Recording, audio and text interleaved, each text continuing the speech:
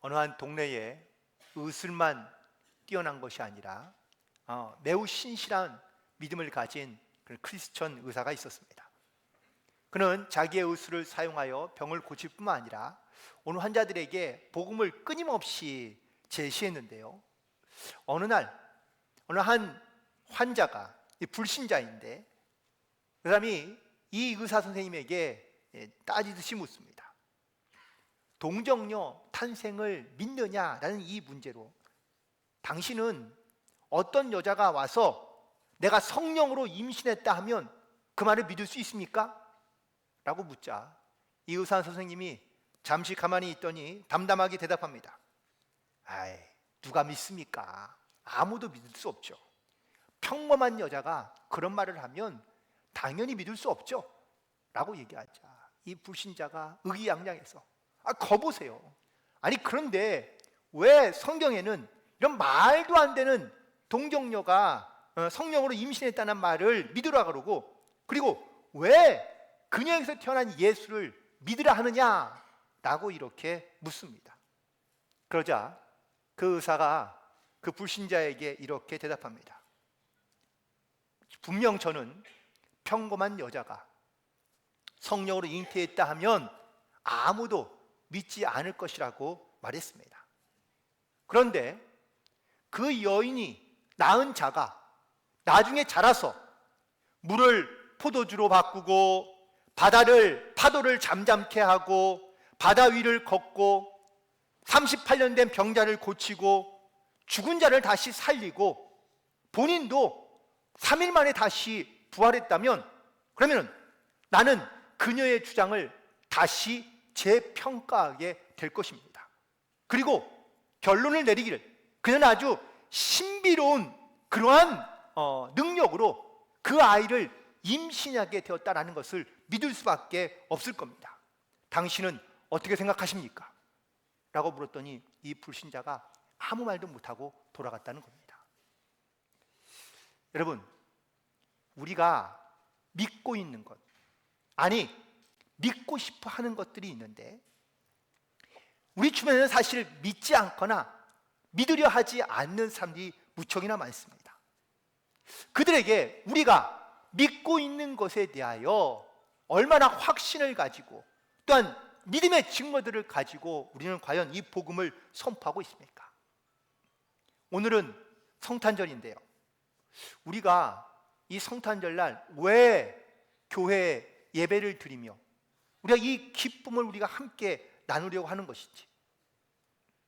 요즘 성탄절이 되면 메리 크리스마스라고 이렇게 말하는 사람들이 많이 있는데 성탄을 기다리며 또한 성탄의 어떤 선물을 잔뜩 기대하고 있지만 정작 이 성탄절에 우리가 말해야 하고 전해야 될 그런 예수님에 대해서는 점점점 잊혀져 가고 있는 것 같습니다. 코로나 오기 전 2019년도에 기독교 청소년들을 대상으로 크리스마스 하면 제일 먼저 떠오르는 것이 무엇이냐라고 물어보았습니다. 그랬더니 약 29.9%가 산타크로스라고 대답했고요, 13.4%가 크리스마스 추리라고 대답했습니다. 겨우 약 한 7.2%의 학생만 예수님이라고 대답했다고 합니다. 크리스마스에 그러면은 뭘 하고 싶냐라고 물었더니 약 한 35%가 이성 친구와 데이트하는 것이라고 대답했고, 그리고 한 9몇 %의 아이들만 교회 가고 싶다라고 이렇게 대답했는데요, 코로나 이후 다시 물어보았습니다. 그랬더니 크리스마스에 예수님을 기억하는 학생은 3.2%밖에 안 되고 교회에 가고 싶어하는 아이들은 4.7%밖에 나오지 않았다고 합니다. 점점 크리스마스 혹은 성탄절에 아이들의 관심, 사람들의 관심이 어디로 향해 가고 있는지를 보여주고 있는 단적인 증거라고도 말할 수 있습니다. 우리가 말하는 크리스마스는 두 가지의 단어의 합성어인데, 하나는 예수 그리스도에 대한 이름과 마스, 라는 이 예배한다는 말의 조합어입니다. 이 말을 합치면 예수 그리스도를 예배하는 날이라고 말합니다. 하지만 사람들은 이 크리스마스가 되면 선물을 기대하고 선물을 기다립니다. 성탄의 의미를 알려 하기보다 축제의 풍습을 즐기려 하는 사람들의 모습이 사실 우리 주변에 더 많습니다.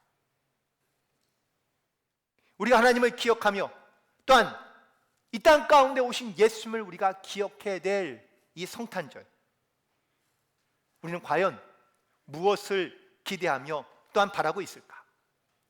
성경의 말씀 가운데 보면 첫 번째 크리스마스를 맞이하는 사람들의 이야기가 등장하고 있습니다.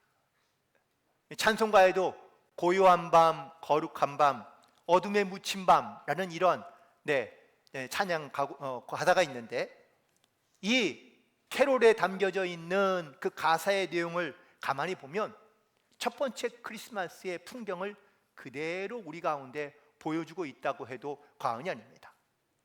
첫 번째 크리스마스 때는요, 캐롤도 촛불도 선물도 사실 아무것도 없었습니다. 예수님이 태어난 그 마구간은 동물 냄새 나는 가득한 마구간이었고요, 또 물론 그 구유에 누이긴 했지만 예수님의 모습도 역시 구유에 초라하게 누우신 예수님의 모습만 덩그러니 남아 있습니다.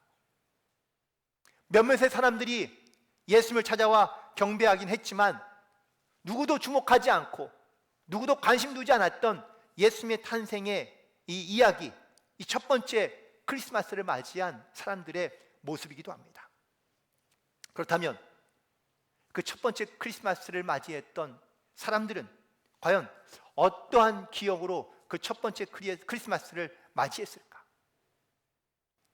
만삭의 몸으로 아이를 낳기 위해 끊임없이 머물 곳을 찾아 방황해야 했던 마리아, 또 아들을 낳았는데 그 아들을 누일 곳이 없어서 마을 구에 놓았던 아버지 요셉, 큰 별을 따라왔지만 중간에 헤매고 방황하다가 나중에서 다시 찾아오게 된 동방박사, 그들에게 첫 번째 크리스마스는 과연 어떠한 의미였을까? 많은 사람들이 주목하지 않고 관심받지 않았던 그러한 첫 번째 크리스마스, 그 모습은 지금의 우리가 누리고 있고 또한 즐기고 있는 크리스마스와는 너무나 상반된 모습이지 않지 않습니까? 설교 말씀을 준비하면서 이 첫 번째 크리스마스를 맞이했던 그런 사람들의 준비하는 모습을 통해서 예수님의 탄생과 또한 그 예수님의 탄생을 축하하러 왔던 많은 사람들, 과연 예수님의 탄생이 축복받는 사건이었을까라는 것을 생각해 보게 되었습니다. 먼저 성령으로 잉태된 이 마리아는 이 임신한 것이 과연 그녀에게 축복의 사건이었을까요? 아니면 저주 같은 사건이었을까요? 우리는 예수님의 탄생의 사건을 축복의 사건이라고 고백하며 말하지만 정작 마리아에게는 축복의 사건이 아닌 저주의 사건에 가까울 수 있습니다. 하지만 마리아는 이 사건을 혹은 또한 예수님을 잉태된 이것을 축복된 것으로 여기며 살아가고 있다라는 것이죠. 그의 남편 요셉도 한번 보시기 바랍니다. 요셉도 한 번도 만나보지 못한 여자가, 잠자리 하지 않은 여자가 임신을 했는데 이게 요셉에게는 축복의 사건일까요? 아니면 저주의 사건일까요? 분명 받아들이기 힘든 어려운 사건이었지만 요셉도 성령의 지시하심과 천사의 음성을 듣고 이 사건을 받아들이기로 결정한 겁니다. 또한 동방박사들이 예수님을 만나러 옵니다. 그 오는 과정 가운데 얼마나 많은 어려움이 있었는지는 알 수 없지만 그들이 그 별을 따라가서 예수님을 영접한 이 사건, 그건 분명히 축복의 사건이었겠죠. 그렇다면 지금 내가 알고 있고 믿고 있는 예수를 믿는다는 이 사건은 여러분들에게는 축복의 사건입니까? 아니면 불편하거나 아니면 또라는 어떤 저주까지는 아니겠지만 그래도 나에게는 조금 받아들이기 힘들고 어려운 사건일까요? 더 나아가서 내가 예수를 믿는다는 이유 때문에 혹은 그리스도인이라는 것 때문에 차별과 고난을 받고 있다면 그것은 나에게 축복의 사건일까요? 아니면 저주의 사건일까요? 많은 사람들이 살아가면서 고민합니다. 또한 나에게 다가오는 많은 일들 속에서 우리는 이것이 축복인가 저주인가라는 것을 묻게 됩니다. 하지만 분명한 것은 여기에 있습니다. 하나님은 우리에게 복 주시기를 원하시고 또한 우리에게 모든 일이 합력하여 선을 이루듯 복되게 하시길 원하시며 일하시는 하나님이시다라는 사실을 반드시 기억하시기 바랍니다. 지금은 나에게 고난이며 어렵고 힘든 사건일지 모르지만 반드시 이 일이 우리 가운데 축복의 사건으로 하나님께서 바꿔주실 줄로 믿습니다. 어느 한 인터넷에서 제가 본 펑 글인데요, 어느 가족의 이야기입니다. 어느 가족이 단출하게 여행을 오다가 교통사고를 당하게 됩니다. 그 사고는 큰 사고였습니다. 이 사고로 인해 딸이 보조 다리, 이 목발을 짚고 다닐 수밖에 없게 됩니다. 자기보다는 덜하지만 아빠도 역시 자기와 똑같이 목발을 짚는 그러한 걸을 수밖에 없는 신세가 된 것이죠. 어릴 적 이 딸은 사춘기를 겪으면서 정말 죽고 싶을 만큼의 열등감에 시달렸다고 합니다.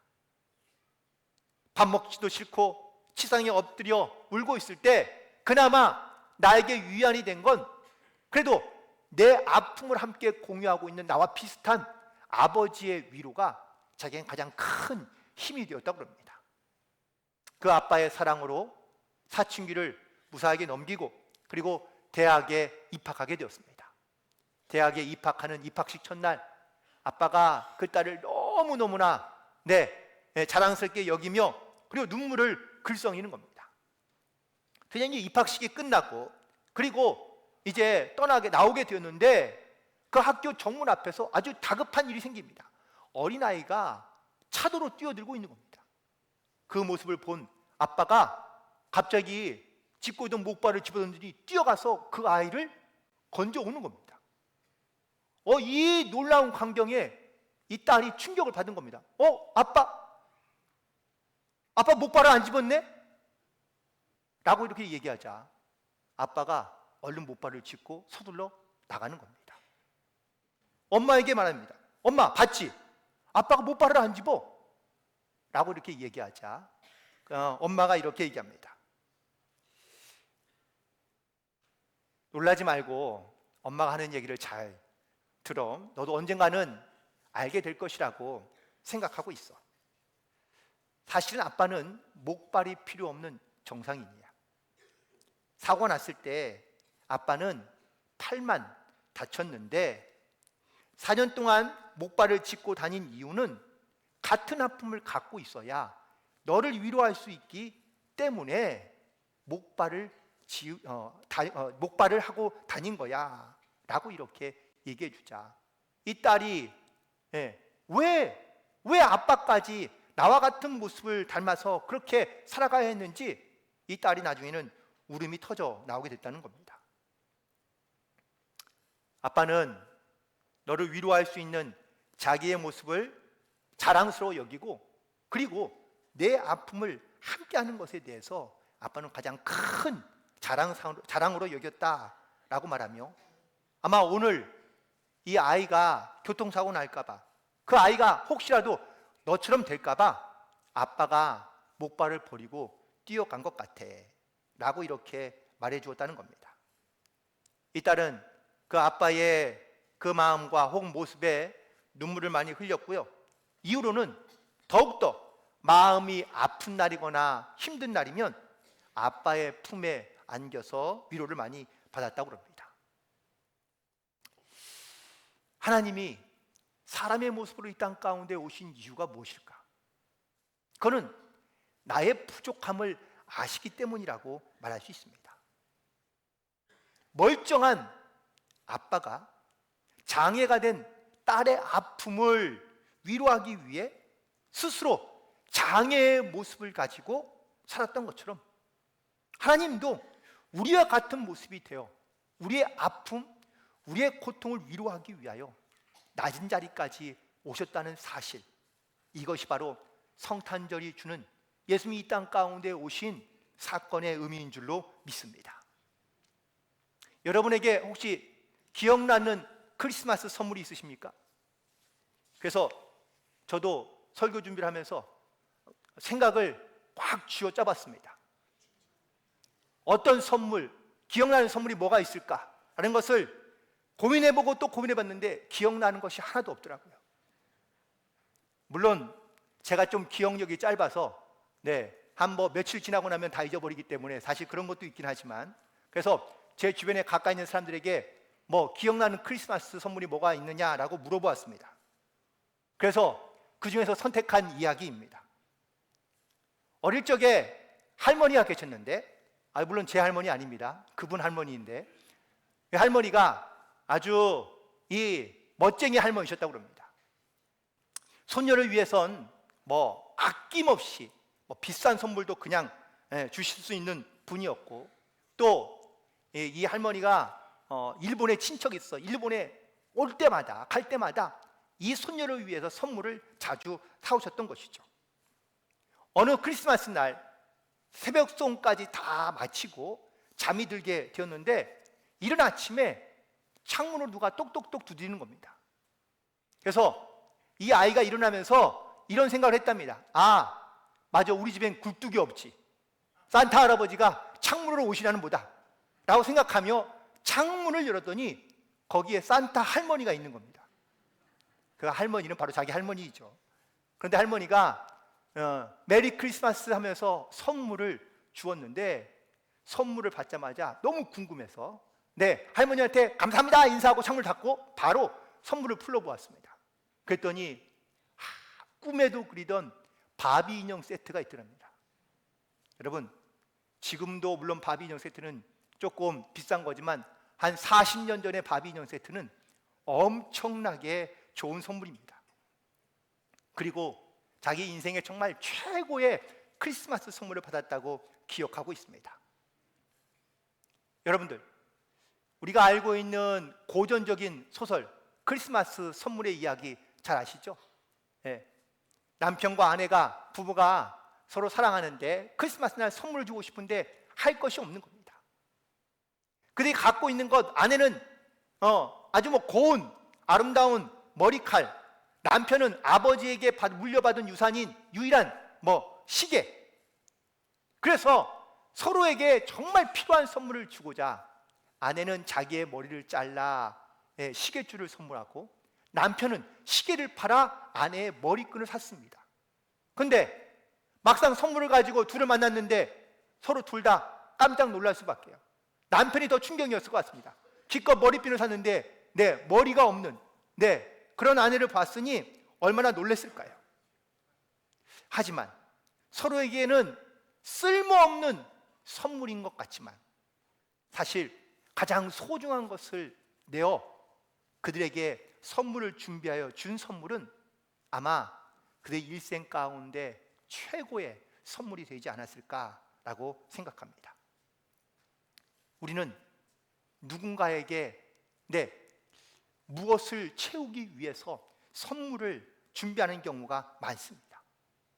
그러나 그의 어떤 없는 것 혹은 그에게 좀 필요한 것들을 사실 주는 게 선물이긴 한데, 정말 우리의 마음과 혹은 또 그의 마음에 가장 기억될 만한 선물을 줄 수 있는 것, 그것이 바로 최고의 선물이지 않을까 생각해 봅니다.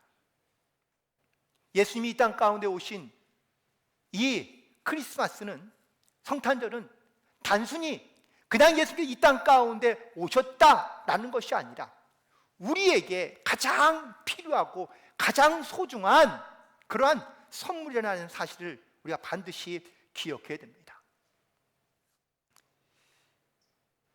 라이언 화이트라는 한 아이가 있는데 사진을 잠깐 먼저 보고 난 다음에 말씀을 전하도록 하겠습니다. 네, 뭔가 좀 유명세를 타고 있는 아이 같지 않습니까? 네, 인터뷰하는 중이고요. 다음 사진은 이게 이제 저 사람이 아주 영국의 유명한 가수인 엘튼 존이라는 가수입니다. 이 엘튼 존과 함께 사진을 찍고요. 누군지 아시죠? 마이클 잭슨과도 함께 사진을 찍었습니다. 자, 이 아이는 과연 어떤 아이일까요? 얼마나 이 아이가 유명하길래 이 아이에게 이렇게 유명한 스타들이 함께 사진을 찍고 있는 걸까요? 이 아이의 이름은 라이언 화이트입니다. 그는 1971년 12월에 태어나서 1990년 4월에 그는 20살도 안 된 젊은 나이에 죽고 맙니다. 그런데 이 아이에게 왜 이렇게 많은 일들이 일어났을까? 그는 태어날 때 선천성 그런 혈우병으로 태어나게 됩니다. 그래서 이 부모가 이 아이의 병을 고치기 위하여 백방으로 노력하죠. 그런데 설상가상으로 1984년도에 수술하며 수유하는 과정 가운데 에이즈에 감염이 됩니다. 당시의 에이즈는요, 주로 게이들이 걸리는 병이라고 생각을 하고 쉽게 전염이 되고 또한 신체적인 접촉만 해도 간염이 된다고 생각했던 때입니다. 그런데 이 아이는 자기의 개인의 자신의 잘못이 아니라 다른 사람의 실수로 혹은 원치 않는 에이즈에 감염이 된 것이죠. 이 사실을 알게 된 학교에 있는 학부모들이 회의를 열어서 이 아이를 학교에 오지 못하도록 금지 명령을 내립니다. 그래서 이 아이와 부모들은 길고 긴 법정 싸움을 하게 되는 것이죠. 그리고 이 아이의 이야기가 뉴스에 나가기 시작하자 단번에 유명 인사가 된 겁니다. 심지어 여러분 사진에 본 것처럼 마이클 잭슨이나 엘튼 존 아니면 그 외 수많은 슈퍼스타들이 이 아이를 돕기 위해 함께 출연해 주기도 하고 특별히 에이즈에 대한 잘못된 인식을 바꾸기 위하여 애쓴 겁니다. 결국 이 아이가 죽고 난 그 다음 해에 에이즈에 대한 법안이 새롭게 상정이 되고 그리고 또 통과되게 됩니다. 6개월 시한부 인생을 선고받았던 이 아이는 6년이나 더 살다가 이 짧은 기간 동안 많은 사람들이 이루지 못했던 놀라운 많은 일들을 해내며 많은 사람들의 기억 가운데 사라지게 됩니다. 어느 한 기독교 잡지에 실린 이 마지막 이 아버지와 아들에 대한 이야기가 있는데 아버지가 아들에게 이 라이언에게 이렇게 말합니다. 아들아 미안하다. 이제는 내가 내게 해줄 것이 아무것도 없구나. 아빠가 더 이상 어떤 선물도 줄 수 없어서 너무 미안하다라고 이렇게 이야기하자 그 아들인 라이언이 이렇게 말합니다. 아빠 저는 지금까지도 많은 선물을 받았고 또 나는 아빠처럼 귀한 선물을 나에게 준 사람은 없어요. 그것은 아빠가 나에게 천국에 갈 수 있는 믿음을 주었기 때문이에요. 아빠 때문에 교회를 나가게 되고 예수를 믿게 되었고 영생을 선물로 받았으니 이보다 더 좋은 선물은 없습니다 라고 대답했다는 겁니다. 그리고 그는 이 땅을 떠나 천국에 올라간 줄 믿습니다. 사랑하는 성도 여러분, 여러분에게 최고의 선물은 과연 어떤 선물입니까? 물론 하나님이 우리에게 주신 수많은 선물이 있습니다. 일단 우리가 살고 있는 자연이 하나님께서 우리에게 주신 선물입니다. 우리가 이 자연을 아무런 대가도 지불하지 않고 마음껏 우리가 볼 수 있고 쓸 수 있기 때문입니다. 또한 부모님이 하나님께서 우리에게 주시는 소중한 선물입니다. 또한 우리의 자녀들이 하나님께서 우리에게 주신 귀한 선물이기도 합니다. 그러나 이 모든 선물들 가운데 또한 매우 소중한 최고의 선물은 바로 예수 그리스도임을 기억하시기 바랍니다. 나의 죄를 대신하여 죽으심으로 말미암아 우리를 구원해 주시고, 또한 우리가 하나님 나라의 구원받은 백성으로 살 수 있게 하신 것, 이것이 바로 예수님이 이 땅 가운데 오신 이유이며 목적이고, 또한 우리가 그 사랑을 힘입어 이 땅 가운데 우리도 이 구원의 증인으로 이 땅 가운데 살아가는 성도의 삶을 살아가야 될 줄로 믿습니다. 여러분, 옆 사람들과 함께 보세요. 네, 누가 앉아 있습니까? 네, 함께 이렇게 인사할까요? 당신이 최고의 선물입니다. 예수님이 최고의 선물입니다.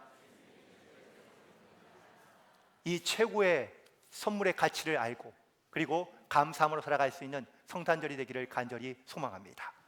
기도하시겠습니다. 하나님,